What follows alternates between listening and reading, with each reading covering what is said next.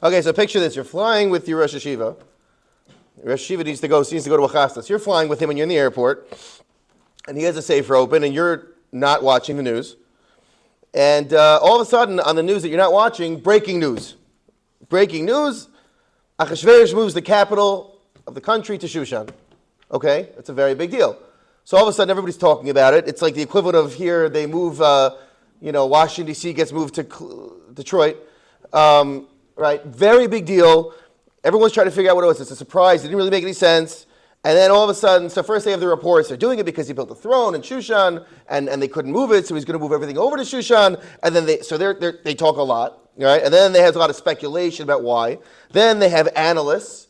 Then they have throne capital moving industry analysts, right? And they have experts. And they talk and talk and talk, and then there's news sites and there's comments why they do it. Well, we've really been seeing this for a long time. This pattern growing among countries where, although we haven't seen it yet, we've definitely seen this coming where they're moving, and everyone's just talking themselves to death, right? But it's big news, and every channel's on it, and everybody you know is on it, and people start talking about it.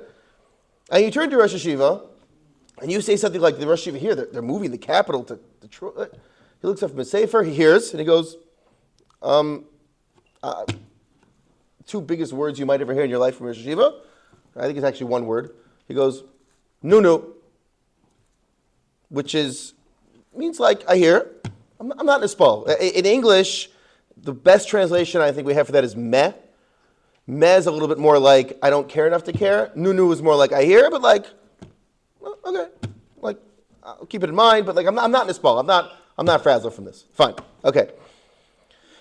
Same thing happens later. A few weeks later, you're traveling with Rosh Hashiva to go fundraising. You're in the airport, and all of a sudden, you see this invitation goes out that there's a Suda Achashverosh. Achashverosh, all over the news, Achashverosh invites Jewish leaders to come join him at the Suda, and everybody's all in on it because, you picture the context, we're in Gullus, and we just had the first Churban of the base of Mikdash, and we're not used to being in Gullus, and we feel very unprotected and very vulnerable. Hashem threw us out. We don't know if he's even still, how much he's going to be watching over us, so we feel very subservient to the government around us, and so far the government's been very good to us. So, of course, the federations, they're all into it, and they're even going to supply security with the Nissan Frontiers, and I think some of the people from that Suda are still around driving the Frontiers.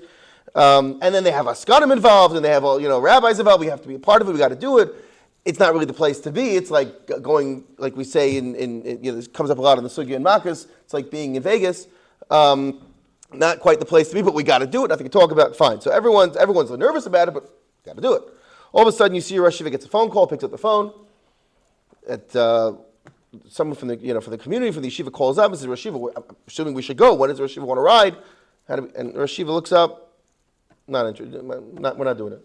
But the Veld, everything, we're going to be the only ones standing out. No. It's the right thing to do. We're not doing it. I'm not nispal. That's the end of a conversation. And then the same thing happens when Vashti's killed. It's over the news again, and they hold the analysts. Why did Achashverosh kill Vashti? They have different conspiracy theories. Vashti was really this, was really that. Because it didn't really make sense politically. It was why would you kill your wife at an impulse after asking her to do something really depraved to come in front of all the world leaders like that? And again, they're going out to all the experts and all the diplomatic people and everybody who's, the experts on kings killing their wives, and they talk, and it's like listening to sports radio when it's like everybody's off season, and it's just like words, but but everyone's sitting there and they're smiling because they have to fill in the time, and and everyone has to come up with a mahalach and a theory, why, what, and what can be done about it, and how do we approach it, and and where does it put us politically into the next. What's going to come next? What can we predict from there? And the last thing was also, now when it came to Haman, makes a decree, everyone has to bow down to him. Haman comes out. Haman is you're walking around the new capital of Detroit, and you're walking down the new palace on 7 Mile, and Haman walks out there, and everybody going to bow down to Haman, right? And the Jewish community is there too now, and everyone is like, especially the Jewish community, they're very apprehensive. This is Haman. Again, we're in Gullus. We're very scared. We're very uncomfortable with our situation here. We, so to speak, we blew it with the base of Mikdash. Haman's here. He's the biggest leader, and he says to bow down. Okay, so just bow down. Just everybody, just deep breath. We'll figure this out. We can do it. We're going to maneuver around it. We're going to live with this reality of Haman. We're going to get a heter why we could bow down, why it's really okay. Everybody just do it, right? And all of a sudden, your yeshiva is walking by. That's it. Walks by.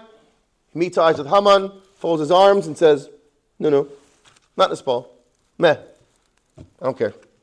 I don't care. I get it. I understand. I understand exactly what's going on here. That's what the Gedolim are here for. They understand the situation usually better than we do, or always better than we do, and calculated, I'm not doing it. It's the wrong thing about that. I'm not doing it.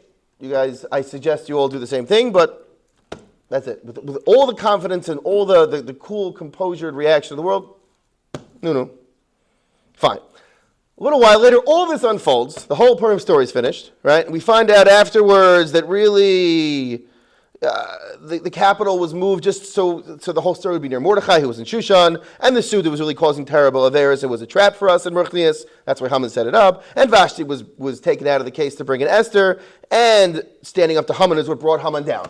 Good. So the whole story unfolds. We have Purim now. Everyone's thrilled and happy. Everybody in Shushan breathes this big sigh of relief, and it's the biggest simcha on the calendar. Okay? But the Rosh Hashiva looks at all this. He analyzes the whole situation. Everybody's breathing that sigh of relief, which they deserved, and they feel very close to Hashem, and they feel this close that they never had before. The Rosh Hashiva looks at it, and instead of going no, the other big word in a situation like this is, ah. That's the word, ah. Translated is, good. Everything's in order. Everything is how it should be. HaKadosh Baruch Hu loves us, and He loved us the whole time. And it's not an I told you so, it's an I told me so. We're all humans. The whole time we were also worried. Everyone was worried. It's not that people aren't worried or concerned, but the people on the higher Madrega train themselves and condition themselves to know, okay, we're in good hands. It'll be okay. Just watch out. Our job is to make sure we do the right thing. And by the end, it's all good now. So everybody went through this whole emotional roller coaster, and now they're happy. That's great. But the big people among us, calm, collected, and they feel that closeness everybody felt at the end. They felt it the whole time. So it's a big madrega to be on that madrega. It's a lifetime of work. And it happens on, Klal Yisrael, on general challenges, like something on a national level, like Haman, personal challenges, a person with parnasa or getting along with friends or people, things like that. Same challenges. It's like, this is so much bigger than me. So we condition yourself to hold on the whole time, to be the whole time. I'm not in a spell. Okay, person lost a job. No. My job right now is to find the right job that's good for me. It's good for my family. It's good for my ruchnius. Stay the course, and it's going to be good. But it's a huge, huge level to reach, and it takes a lifetime. So the question is, how do you get that way? Or really, why do we get swept up? Why are we so swept up by situations? Why do we panic when it's a personal thing? Why do we get so swept up in the news when we feel that anxiety of like, hey, there's a war, Ukraine, Russia, like, what does this mean for us? All of a sudden, everyone's like, it's the end of the world, right? So all of a sudden, people start like coping with it by saying like, well, really, we saw it coming, and really this could happen, and there's a precedent historically. I know I'm like that. Like, whenever I feel like the world's about to end, I'm like, okay, but really, like, it's not any worse than like the Cold War, so it's not so bad. It doesn't necessarily come from a good place. It comes from like the situation's not out of control. It's under control. So why is it so hard to stay under control? Why does the world love to just like bomb away with speculation and talk and this? The world freaks out over every situation, and like the biggest people among us just go, I'm cool. Whatever happens, I'm good. Just do the right thing. Why is there that? What's that difference between like this like society and what creeps into us, and like the Gedolei Adar and what we strive to be? So I think the answer to all of that is Haman. Haman is Amalek. What's Amalek? Amalek is, after Klal Yisrael left Mitzrayim, we all know we were flying high, we were the most respected, feared, and formidable force in the world. And what happens? All of a sudden, this little army of Amalek sees us, they can't hold themselves back, and they go attack us. They go on a total suicide mission, and they attack us. They look like a bunch of, imagine like picture the most powerful army in the world, and all of a sudden, some little, Fiji decides to start up, declares war in America, right? It's not going to go very well for Fiji. I don't even know if we own Fiji. I don't know if anybody owns Fiji. But, right, it's not going to go well. That's what Amalek did. Amalek said, I'm not taking this with Klal Yisrael. It bothered them too much that Klal Yisrael went through this whole Yetzias Mitzrayim, that HaKadosh Baruch Hu handpicked us and took us out. And it bothered them so much that they went and attacked us. And the lashon of the pasuk is, Amalek was Asher Karcha Baderech. Karcha, Rashi says, is one of two meanings. One of them is they happened to run into us, lashon Mikra. We'll explain what that means. It was like a coincidence, so to speak. And the other one is Kriris. They like turned down the temperature from the lashon of cold. That Rashi explains the whole mashal. But basically, we were like the hottest thing out there, and they came and they took the edge off of that in a very bad way.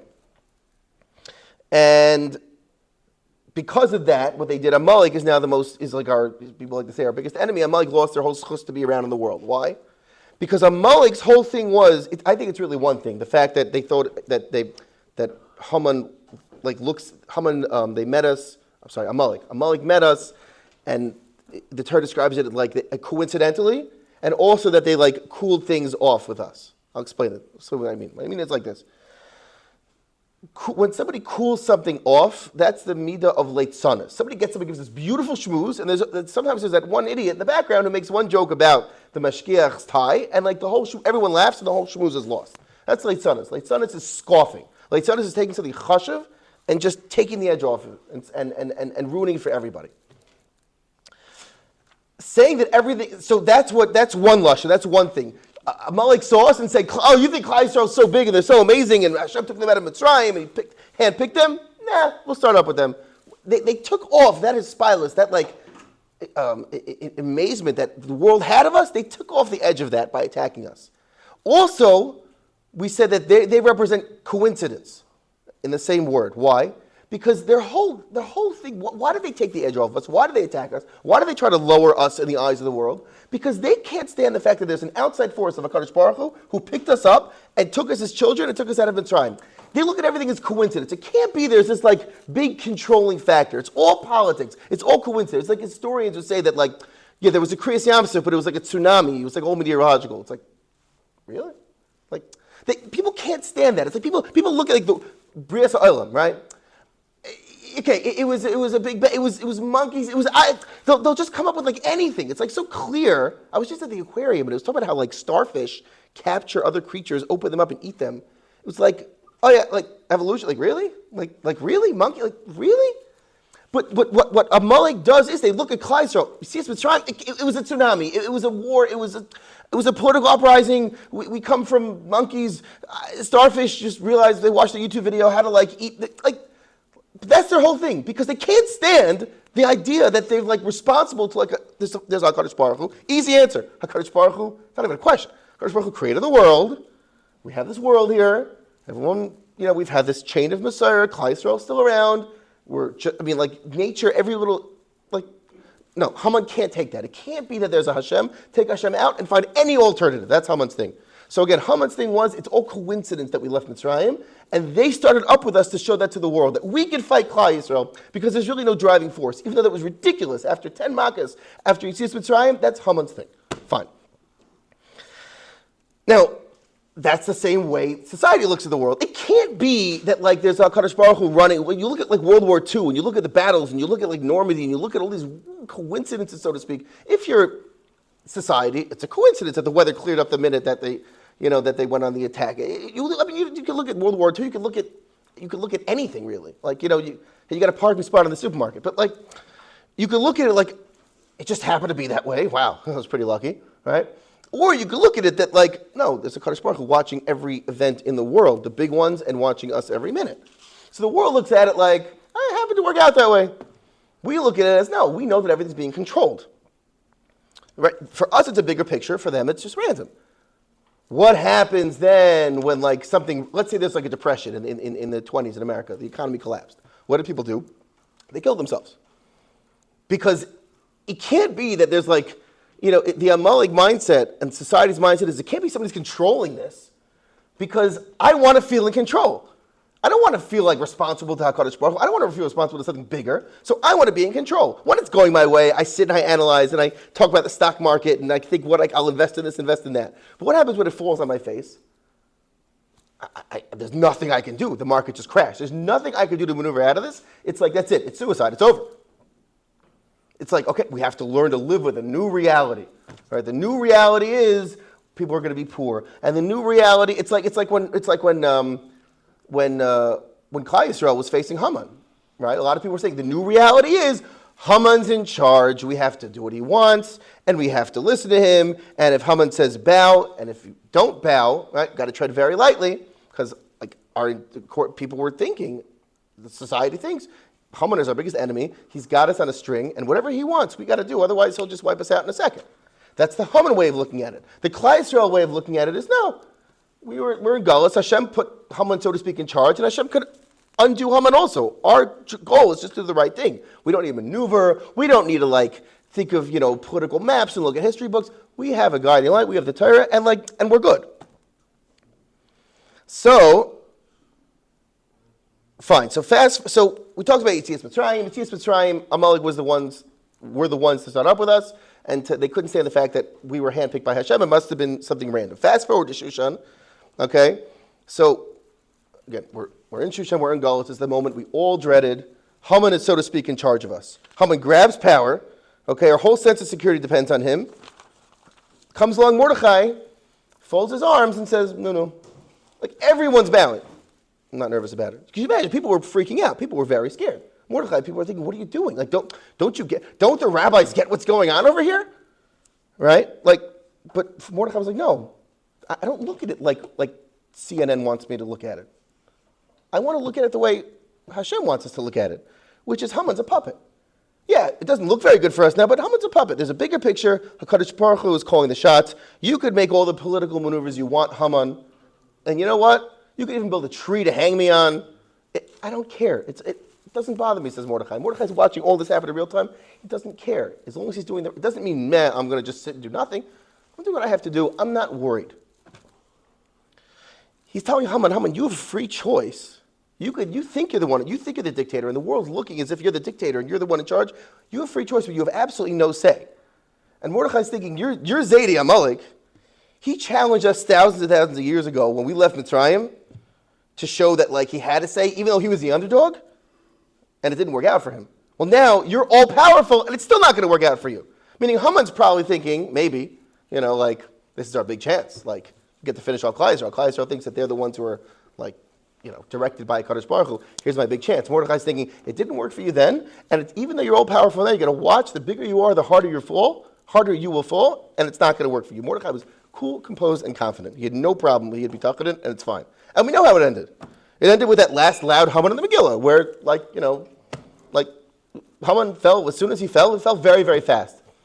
So Klal Yisrael's looking at it, they're like, wow, that's amazing.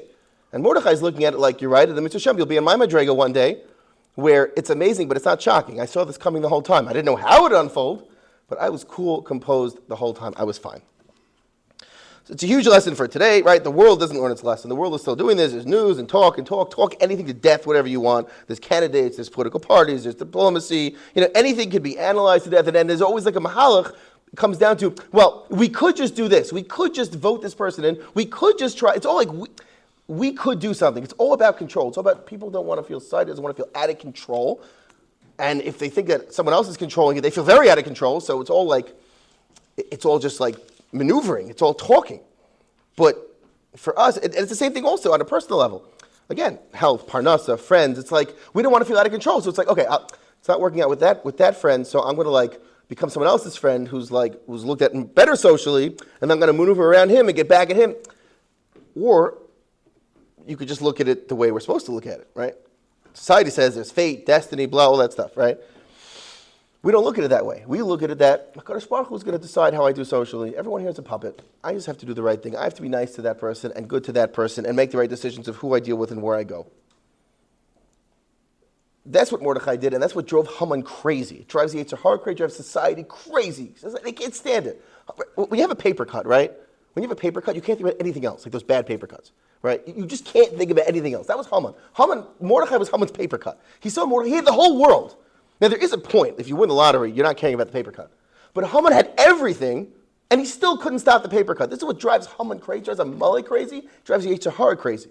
No matter how much they try to pump into you that, you better do this, or you better do that, or we better conform to this, or you better, live with this. This is here to stay. It drives them nuts when you say, I don't know about this. Klal Yisrael's never had any problems. We're still around. I'm staying the course. And if it's a personal thing, it's a communal thing. You can't pressure yourself to do this. But it's something that, I always picture it like baseball. This is, Hashem constantly tests us with this. An issue with an interpersonal thing, or a parnasa thing, or a health thing, or a national thing. And the first time, maybe you strike out, then you hit it, but it's a foul ball. You do a little bit better next time. You're like, Hashem, I really want this is too hard for me. Okay, Hashem, why? But eventually you start getting it, and then you go from striking out till you hit a base hit, till you hit a home run, till when you're much older and you see things in a totally different light. Hashem throws these challenges at you, and if you look at it as a practice your whole life, you can't pressure yourself, you can't get down on yourself because you messed up the first 1, 2, 500 times.